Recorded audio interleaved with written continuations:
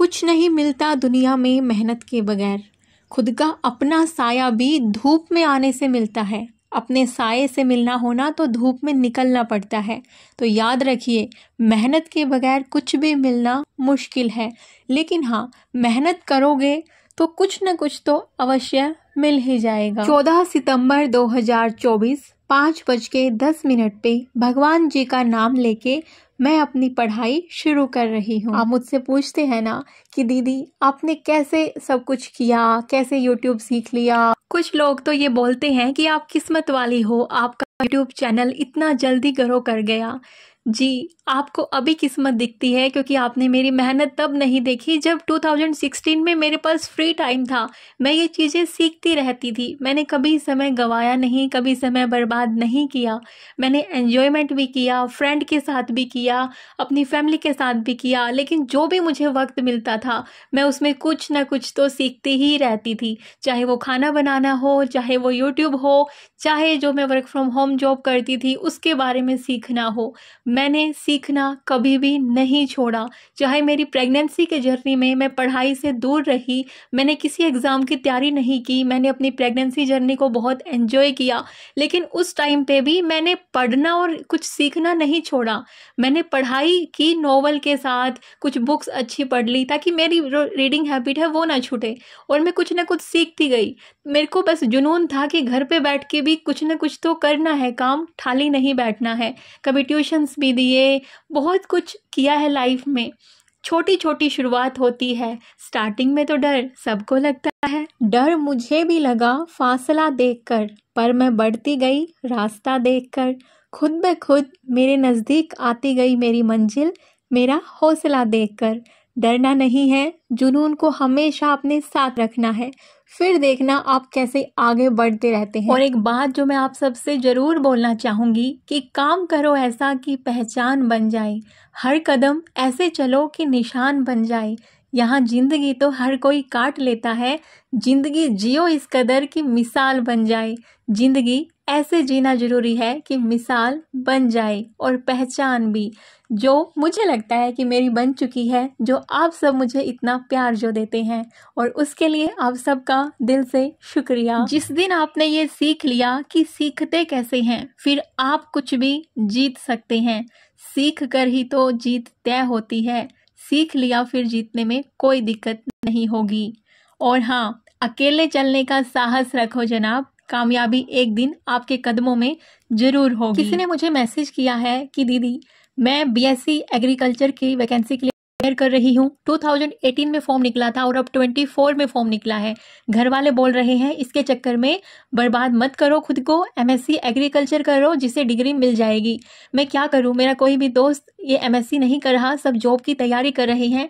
आप समझ रही हैं ना मैं क्या बोलना चाहती हूँ? क्या दोनों मैनेज मैं कर पाऊंगी? सब कैसे होगा? Please guide me.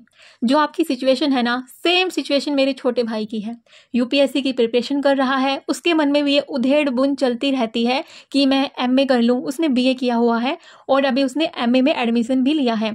वो घर से ही एमए कर रहा है इग्नू से। लेकिन मैंने उसको एक चीज़ बोली है कि एमए पे इतना ध्यान नहीं देना। उसकी बस इच्छा थी कि अगर कहीं कुछ ना हो तो कम से कम टीचिंग लाइन में बीएड करके और एक प्लान बी तैयार रखना चाहिए। तो मैंने उसको वही बोला था कि आप ठीक है एमए कर रहे हो, लेकिन अपना जो मेन फोकस है वो जॉब लेने पे ज़्यादा रखना, क्योंकि मार्क्स तो आपको वही 65% चाहिए होते हैं हर किसी नौकरी के लिए, है ना। डिस्टिंक्शन हमें नहीं लेना है, और डिग्रियां इकट्ठी करने से भी कोई मतलब नहीं है। उसकी इच्छा थी तो उसने फॉर्म फिल कर दिया, लेकिन मैंने उसको भी यही एडवाइस किया था, आपको भी यही कर रही हूँ। डिग्रियाँ हाथ में लेने से, अलमारी में रखी रहने से कोई फ़ायदा नहीं है। आपको जॉब के लिए अच्छे से प्रिपेयर करना चाहिए। अगर आप दोनों चीज़ें मैनेज कर रही हैं, क्योंकि अभी आपकी शादी नहीं हुई, आप अपने पेरेंट्स के साथ हैं, तो आप मैनेज कर सकती हैं। लेकिन एक लड़का और लड़की में थोड़ा सा फर्क अगर हो कि आपको काम भी घर का करना हो, तो थोड़ा सा कहीं ना कहीं डिफिकल्ट हो सकता है आपके लिए कि आप एमएससी एग्रीकल्चर भी करो और साथ में जॉब के लिए प्रिपेयर भी करो, क्योंकि हर एग्जाम की एक पर्टिकुलर डिमांड होती है। अगर आप बिल्कुल फ्री हो घर के कामों से तो आप मैनेज कर पाओगे। इससे जो आपके घर वालों को लग रहा है कि चलो यार एक डिग्री और मिल जाए, लेकिन मैं फिर भी कहूंगी कि जॉब पे फोकस ज़्यादा रखना चाहिए, क्योंकि आखिरकार लास्ट में जॉब हाथ में होनी चाहिए। इसलिए यही सोच के बीटेक के बाद मैंने तो कोई डिग्री नहीं की थी, मेरे को ये लगा था कि मुझे अर्निंग करनी है। मैं तो इनफैक्ट कंप्यूटर साइंस से डिप्लोमा करते ही अर्निंग करने का सोच रही थी, लेकिन मेरे पेरेंट्स ने वही बोला कि नहीं, अभी जॉब नहीं करनी है, अभी थोड़ा सा और डिग्री लो, कम से कम बीटेक तो कंप्लीट करो। तो मैंने उनकी बात मान ली थी। तो मैं ये तो बिल्कुल नहीं बोलूँगी कि आपको अपने घर वालों की बात नहीं माननी चाहिए।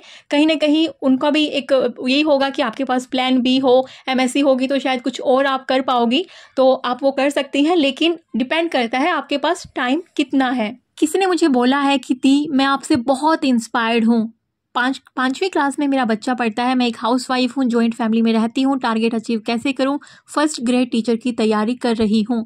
अगर आप जॉइंट फैमिली में रहते हैं तो हर चीज़ का फ़ायदा और नुकसान दोनों होते हैं। न्यूक्लियर फैमिली में रहने वाले का ये कि बच्चा देखने के लिए कोई नहीं होता, बच्चे पे ध्यान आपको खुद रखना पड़ता है। फैमिली में जॉइंट में रहते हैं तो आपकी बच्चे की केयर करने के लिए वहाँ पे होते हैं। शायद वो बच्चा बड़ा है तो इतना उसकी केयर की नीड होगी भी नहीं, लेकिन हाँ, बच्चे तो बच्चे होते हैं, पढ़ाई कर रहा है तो उसकी पढ़ाई के लिए आप किसी और को जिम्मेदारी दे सकते हैं, थोड़ा बहुत आप भी ट्रैक रख सकते हैं उसकी पढ़ाई पे। लेकिन कुछ कुछ काम आपका फैमिली मेम्बर जो कोई पढ़ा लिखा हो वो आपको इसमें मदद कर सकता है। इसमें मदद नहीं कर सकता तो घर के कामों में आपकी कोई मदद कर सकता है, जिससे आप बच्चे पे ध्यान रख पाएं, अपनी पढ़ाई पे रख पाएं और थोड़ा बहुत घर में भी हेल्प करवा दें। तो आपको हेल्प लेनी होगी किसी न किसी की फैमिली में। देखिए, जो कोई भी हाउसवाइफ है ना, दिन में उनको पढ़ना है तो फिर बच्चे स्कूल जाने के बाद काम अपना फटाफट से फिनिश करके तब पढ़ना होगा, या किसी फैमिली मेम्बर की हेल्प लेनी होगी। नहीं तो रात को सबके सोने के बाद पढ़ना होगा, या तो फिर सुबह जल्दी उठ के पढ़ना होगा। किसी ने मुझे एक कमेंट किया है, अभी इन दिनों में ना आप लोग जो मुझे अपना स्टडी का शेड्यूल बता रहे हो ना, मुझे रियली में बहुत अच्छा लगता है और मैं वो शेयर कर रही हूँ। इनका रोल बताने से पहले मैं छोटी सी चीज़ आपको बता देती हूँ कि यहाँ पे ये डैड सन जोड़ी जो है वो मेरे बेटे को दूसरे स्कूल में जाके अपने आप को रिप्रेजेंट करना है, स्कूल को रिप्रेजेंट करना है एज ए स्टोरी नरेटर, उसकी तैयारी यहाँ पे कर रहे थे। और मेरे हस्बैंड बहुत मेहनत करते हैं और सीरियसली मैं यार आई एम वेरी लकी कि मुझे ऐसे हस्बैंड मिले हैं। इनका रूल है 12, 8 और 4 का। 12 घंटे घर का काम करती हैं, 7 से 8 घंटे ये पढ़ाई करती हैं और 4 घंटे ये नींद लेती हैं। आई नो 4 घंटे नींद लेना बहुत चैलेंजिंग है और मैं एडवाइस भी नहीं करूँगी, लेकिन इन्होंने बोला है कि मैं अपनी स्टडी से और अपने इस रूटीन से बहुत सेटिस्फाइड हूँ। मुझे ऐसा लगता है, देखो कभी कभी नींद मैं भी 4 घंटे की लेती हूँ क्योंकि पढ़ने का जुनून किसी दिन बहुत ज़्यादा होता है, लेकिन डेली में मैं आपको एडवाइस करूँगी कि 5 घंटे की नींद रात को, अगर ज़्यादा टाइम है आपके पास तो 6 घंटे की, जो कि अमूमन हाउसवाइफ के पास होता नहीं है ज़्यादा टाइम, तो 5 घंटे की नींद आप रात को ले सकते हैं। दिन में नैप जरूर से भी जरूर लेना है, 25 मिनट से लेके 45 मिनट तक, डिपेंड करेगा आपके बॉडी की, आपके माइंड की थकान कितनी है, आपके नैप की रिक्वायरमेंट कितनी है। 25 मिनट का नैप भी बहुत अच्छा काम करता है, जैसे रात की 3-4 घंटे की नींद हमने पूरी कर ली हो, इस तरीके का अफेक्ट करता है 25 मिनट्स। वैसे तो अभी सुनने में ये भी आया था कि जापान के कोई एक व्यक्ति हैं और वो सिर्फ दिन में कम से कम मेरे ख्याल से 30-40 मिनट कुछ ऐसा सोते हैं पूरे दिन में मिला के। एंड मैं इतना हैरान थी, और वो बहुत सालों से, लगभग 12 सालों से ऐसा कर रहे हैं। तो नींद दुखों का कारण नहीं होनी चाहिए। नींद पे सब अपने अपने हिसाब से कंट्रोल करते हैं और एकदम से कंट्रोल नहीं होता है। अब जो इंसान 24 घंटे में से सिर्फ आधा घंटा सो के और पूरा 12 सालों से वो काम कर रहा है, इनफैक्ट अभी वो लोगों को सिखा भी रहा है कि कैसे कम नींद लेके पूरा दिन हम एक्टिव रह सकते हैं।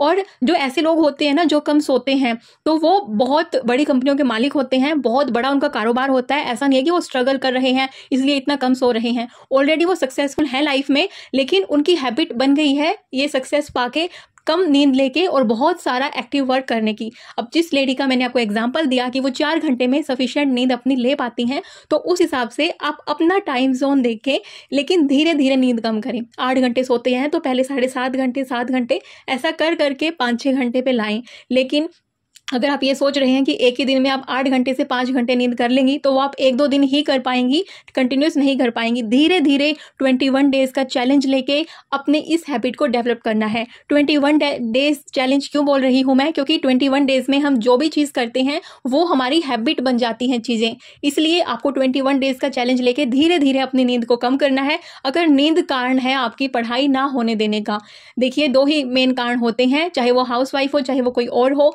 एक आलस या नींद और दूसरा होता है फोन। अगर दोनों पे कंट्रोल आपने कर लिया तो फिर आपकी ये समस्या तो कभी नहीं रहने वाली। देखिए, रात को पढ़ाई का जुनून बहुत मेरे सिर पे सवार था।